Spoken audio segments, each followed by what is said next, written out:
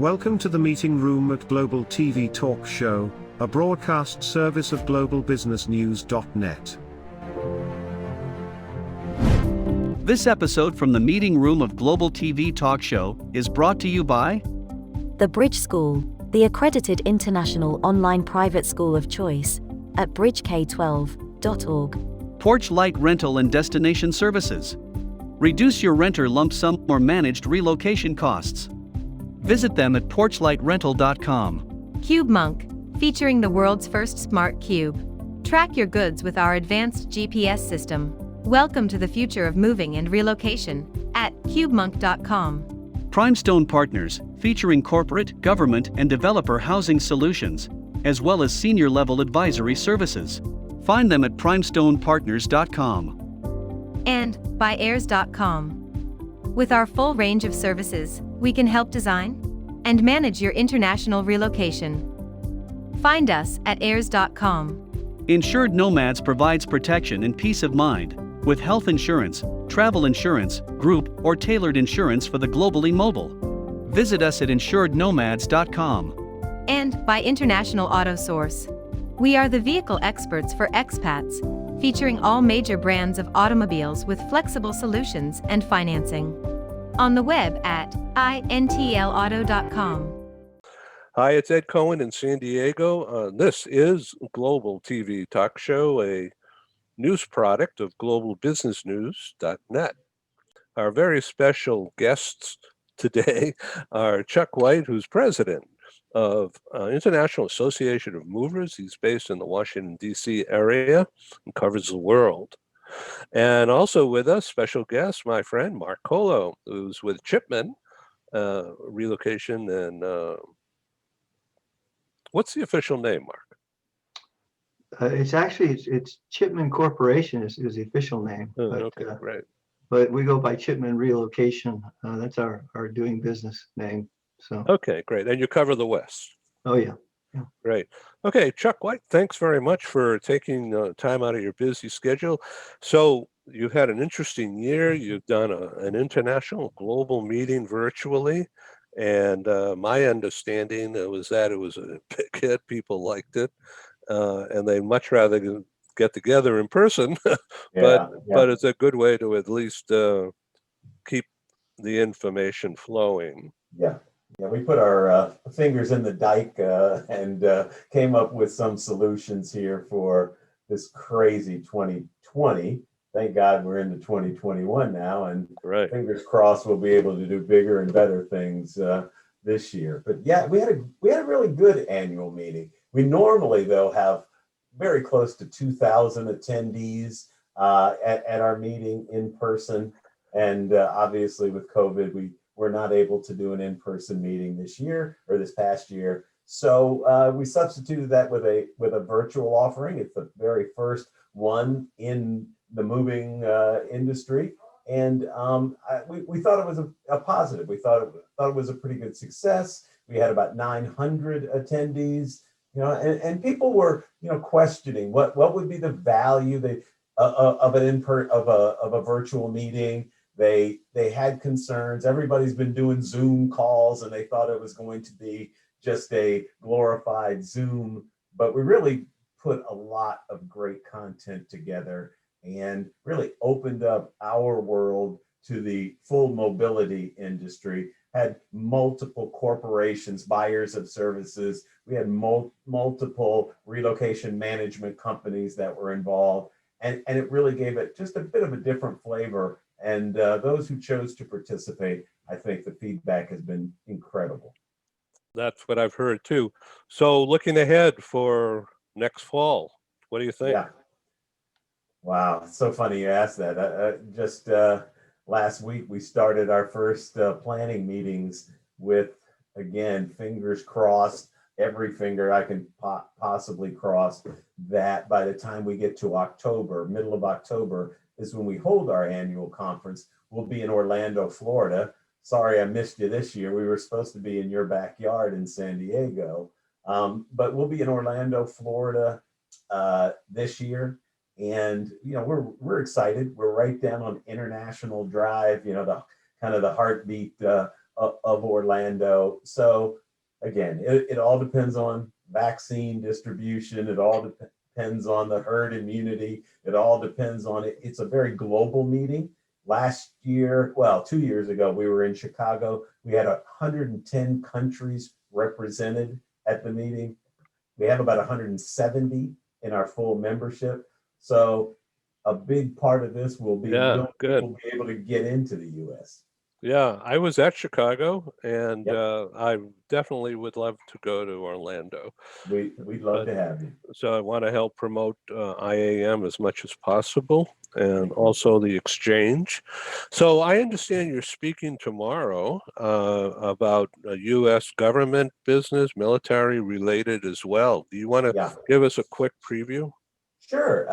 So interestingly enough, we do the same type of thing that you're doing, Ed. We do a lot of webinars and seminars, etc. And we do a monthly.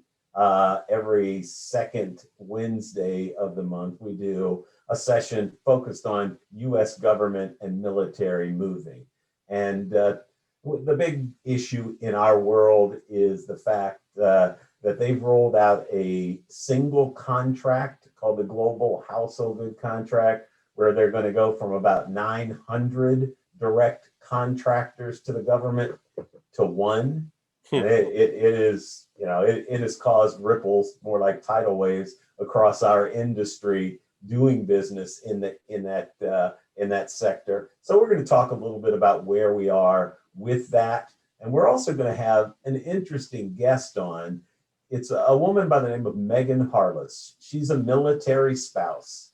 And Megan, about 3 years ago, started a petition, a change.org petition, talking about needing to revamp, to bring better quality to the Department of Defense's moving program, and got 107,000 signatures on that. And boy, did it send ripples across the federal government. And coming out of that is this idea of this global household good contract. So we're going to talk with Megan about where she stands now, and whether she thinks there's been any improvements in the program, and what the future is going to look like for Well, thank you for sharing that. Mhm. So has that contract gone out? I'm not in household goods business, so I In need to fact, ask. yeah, it's gone out. Really, this is on its second iteration in terms of putting out bids. So they had 4 companies ended up in the finalists for bidding on the contract. A company was awarded the contract, but then some of the other bidders protested to the Government Accountability Office. And in fact, that was sustained, both of those protests, meaning that they found merit in the protests. And so they pulled the award back from the award winner and started the process all over again. 3 of the final 4 bidders from the last time ended up submitting bids. Just a week and a half ago, they did oral presentations before the Department of Defense. And we think about May or June, a new award will be coming forward. Interesting. Just real quick, Ed, it's a huge contract. The last bid, I mean, this thing is 3-year contract with a number of option years and other years at the bidding of the Department of Defense. But the final number over the total length of the contract was just under $20 billion. So this is pretty extreme in the way of DoD contracting. So, Mark Colo, tell us how's your business going in this COVID year? Our business has done very well. I mean, all things considered, I mean, COVID has put the brakes on so many businesses out there in so many industries. It's been difficult to operate. But I just before I continue on with that, I just wanted to say that I've done government RFPs in the past, and they are tough. So when I hear about these $20 billion industries, I think how much time was spent on those RFP processes, because they're just so lengthy, and then you've got to dot the I's and cross the T's. and the government's probably somewhat understaffed, as are many businesses during this time of COVID. Yeah. But it's just a tough time to work. But we feel very fortunate, Ed, that we had a profitable year. We didn't lose any money, which was good. We hope to have a better year this year, but we'll have to see how things go on a global basis, because that certainly impacts our international division, and it has some impact on our domestic division as well. But we did about 45 million, I think, in revenue last year, which is pretty good for us. So Yeah. Hey, well, that's great, and best of luck going Thank you. forward. And thank you for being a supporter of Global TV Talk Show. I really appreciate it. So we're going. Well, on that note, I just want to announce that we're launching a series of broadcasts dedicated to household goods and freight worldwide. And each week we're planning to have at least a 30-minute broadcast with somebody involved in the shipping business, in logistics from around the world, and maybe we could have a group put together. So we're just setting it up now and going forward. I'm raising my hand. I'd love to participate. Thank you. Okay, back to you. Okay, so as a matter of fact, I had invited Paul from Harmony to be involved, and I think they will to some extent. Great. Okay, so Mark, I certainly invite you, of course, to come back. Mark, as part of your business this year, are you still doing medical shipments? We are. We're doing more and more of that. In fact, that business hasn't seemed to slow down as much. We've seen some slowdown at the university level, because that's where most of these research scientists move from and to, predominantly Ivy League universities around the country. But it's been growing. UC Irvine just announced a brand new medical hospital they're building on campus. They're also building a new pharmaceutical division there on campus. And we've moved, I think, about a half dozen people from all parts of the country into Orange County for those two businesses that they just started on campus. So it's exciting to see the growth. And it's all this robbing and pillaging that these universities do among one another. They have an upcoming Nobel Prize winner in some sort of research, and they want to get him on their staff. And it's a very competitive market out there for some of these talented scientists, research scientists. Well, I'll tell you, the COVID vaccines are probably going to win the Nobel Peace Prize and other things. So, so I know here in San Diego, the Scripps research, which is sort of like the top tier of medical schools around the country, they're very, very involved with Illumina, which was all about gene splicing and all that. And they were helpful to Moderna, amongst others. And I personally have had the Moderna, and no reaction, and I actually feel liberated. I can't wait to get the next one. Oh, I'm so jealous, Ed. I'm in line in the DC area, and it's a long line, and I'm not sure when I'm going to have an opportunity to get it. I would think you'd be in an essential. Well, the only person that thinks I'm essential is my wife, and many times that's not even true. So That's pretty good if you got your wife on your side. Good for you. Yeah.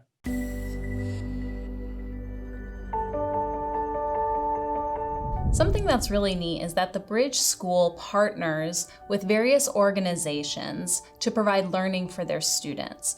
For example, we partner with a major ballet company, and we are able to enroll several of their students into our school. So now not only is the student able to participate in a school and have a seamless transition while they're very active in their ballet career, but now they have other dancers that are with them that are doing some of the same courses. So it's almost becoming a camaraderie where they're taking similar courses, they're working together on their ballet, and really being able to form this great partnership with these organizations to provide a needed service.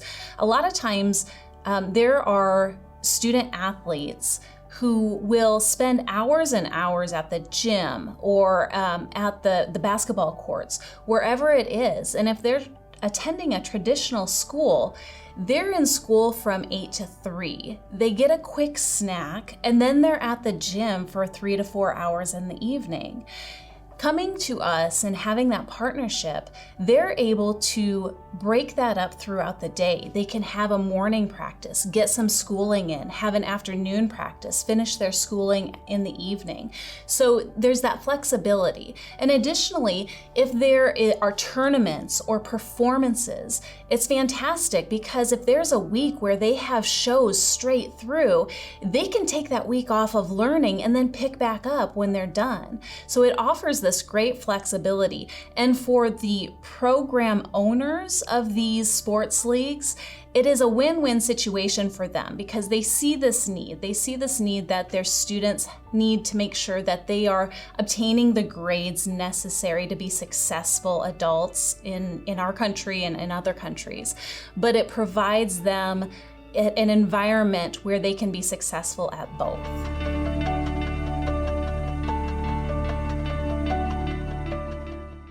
Well, we're going to move on to another topic.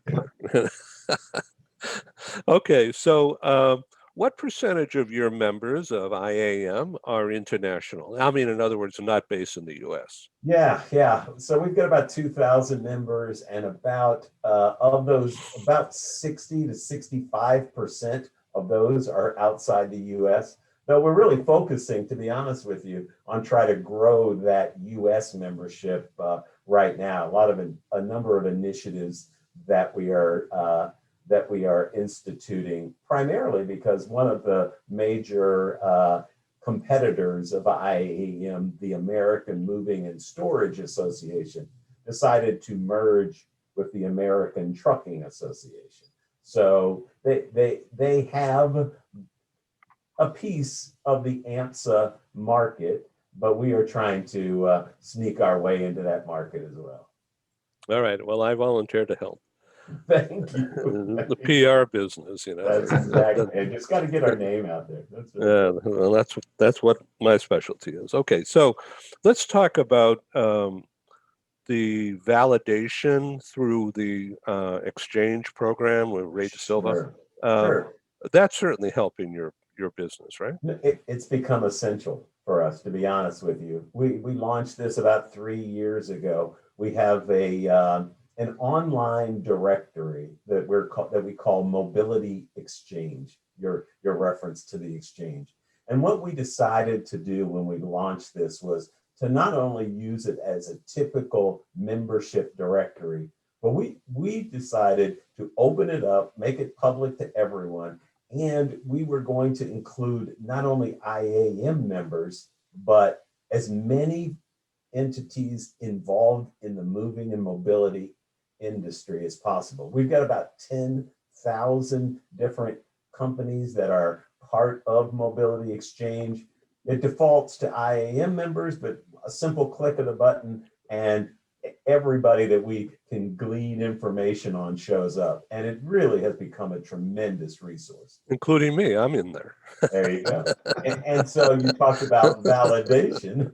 Thank you. All right, Ed. So you talked about validation. So we have the ability to then start to be able and this is mainly business to business now, but we're looking at the consumer population and really making it more consumer friendly. Yeah, why not? A way to have people put their credentials out and put it in writing, make it visible to people so that if you say you have a license to move traffic interstate, then you have to be able to show your Department of Transportation license, your federal motor carrier safety licensure. And we make that available for anyone to see. And we vet all of those things that people say they have the accreditation certifications, and we make that publicly available to people to see. And if they go through that process, then a company can become a validated company. So I think this sounds like, in the travel business, TripAdvisor.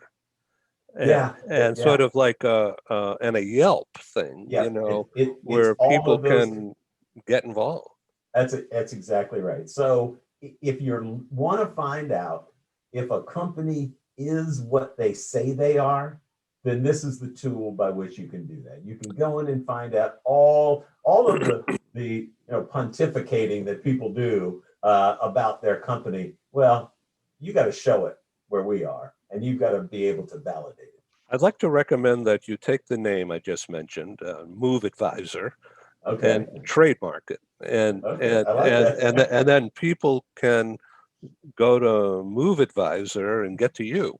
Okay, well, I like that. We're looking at, as I said, at a customer-facing site, a customer version of Mobility Exchange, and we're going to call it IAM Trusted. We want people to be trusted movers in our industry and be able to know who they're dealing with. So take the crazy criminals and rogues that we have in our industry, the unlicensed movers, I'll throw that in quotes, and try to get out in front of the consumer and say, this is the place to go to find out the real movers in our industry.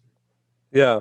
Mark Colo, what percentage of the Chipman business, I'm not looking for secrets here, but just advice, big picture stuff.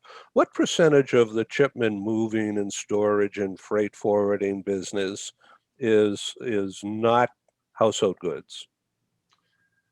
Oh boy, I'd say a fairly small percentage in terms of products and other things.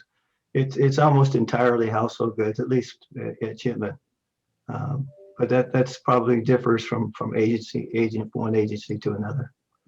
I see. So that's the same in Seattle area where I know you have operations. Yes. Yeah, okay. Good. In fact, our international division is probably our highest producing division of all of our divisions within the company. We have a great international department and a very good director there who runs it.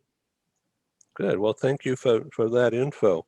So what was the hottest topic, the hottest session from the recent IAM convention? Well, it really kind of ran the gambit. I will tell you, we had a whole session, a whole group of sessions where we went basically around the world. We had an Asia panel, we had a South American panel, we had a US panel, we had a European panel, and we brought in representatives from, as I said, corporations and for relocation management companies, where people could get in and find out who were the right people to talk to and how do I get in and do business with them. That aspect, I mean, it was kind of that networking thing that you really don't typically at our conference get a chance to get in front of those sellers of the service. So those were great. And then, as I said, we do a lot on the government and Department of Defense side. So that whole track, we had a number of different tracks that people could follow. And that Department of Defense, US government track in particular was very, very well attended. So about a year ago or so, maybe even a year and a half ago, the big news was about blockchain and information interoperability or whatever. Bingo. And you hit the right words there. I was afraid I was going to stutter. A lot of big words. Yeah, I mean, so we're involved in IAM in bringing the world together to build standards. And we formed a coalition called the Moving and Mobility Standards Alliance. We brought in 3 or 4 other organizations, other associations. Worldwide ERC, which is huge in the mobility space, has come on board with us. And we're really trying to establish some basic standards across the entire move process. We've already got ISO standards for inventories, and we're working for the entire end-to-end process, which will be able to then facilitate, as you were talking about, this interoperability, being able to move data between disparate systems that don't necessarily talk with one another, but if everybody standardizes what they are sharing, then you can take through what are called APIs. I've learned too many acronyms in this process, but to be able to connect people, that's the bottom line, and share data. Yeah. So with all this data, it's all about a bot then, isn't it? Having a robot in your office? Yeah, it is. Again, it's the APIs. One of the things we're going to kind of use a general term, we're going to call it a data hub. And if everybody feeds into this hub, then with the right allowances, you can go in and pull data out of that hub. So it's feeding into a central source and then pulling what you need out of that central source with this standard data set there. So we have about 9 minutes left, and I want to be sure we're covering everything you want to cover, Mark. Sure. and Chuck. But let me ask you, Chuck, about small shipments, traceable, safe. Sure, I mean, it's interesting you talk about this. So a couple things. We have numerous members that focus on those small kinds of shipments. They're kind of small shipment experts. And whether it be domestically or globally, what they do is they do a lot of consolidations where they will take a small shipment and they'll put it in a container of some type. And there are multiple containers, but the typical one is a wooden container we in our business call a lift van. And then they're able to utilize consolidations where they'll take multiples of these small shipments and utilize not the typical household good moving arena, but they'll use the freight community and put it on freight trucks and be able to disseminate it out. And really, it brings the cost down for the movement of goods by these kinds of consolidations. But it's a huge thing with millennials nowadays and them not having lots of stuff like mom and dad used to have, books and stereos and records and all of those kinds of things. So there's a lot of these small shipments that have become in vogue, and then companies that specialize in the movement of those small shipments. Yeah, Mark, do you see that too? Yeah, it's kind of where everything has been going. It's been going to smaller and smaller shipments. The days that you're moving an executive that fills up an 18-wheeler and you move them across coast to coast are becoming slim to none. Shipments keep getting smaller, and as Charles was mentioning, they ship them in whatever means they can get it there. The key is packing it well. If you pack it well, you can ship it a number of different modes: common carrier, van line, rail. You can ship by rail. So you've got a lot of options. And addressing the point about the millennials, these millennials like an ease, like a DIY, a do-it-yourself aspect of their shipments, where they can save money if they could do some of their own packaging and even load some of the containers at the doorstep. So all kinds of flexibility coming out with these smaller shipments. Yeah, and that's going to be the consumer profile of the future. So they want it, they want ease, they want it now, they want it at a great cost, they want to be able to get feedback on your services. It's a whole different type of customer today, and that type of customer is ever increasing. So yeah, this kind of flexibility is 100% the direction we're going. Oh yeah, I agree with that. Excuse me. So I just want to be sure that I'm typing things in here. So the organization is IAM.org. IAM.org. Or if you're looking for our website, it's IAMovers, MOVERS.org. That's our website, and you can easily find Mobility Exchange. There's a link right off the top of our webpage there for that. And we've got all kinds of information. It's a great public resource. If people need any information about customs, we have documents that show the customs requirements for about 160 countries on our website. I mean, so it's a really great resource for whomever chooses to take a peek at it. Great. And Mark Colo, your company's website? It's ChipmanRelo.com.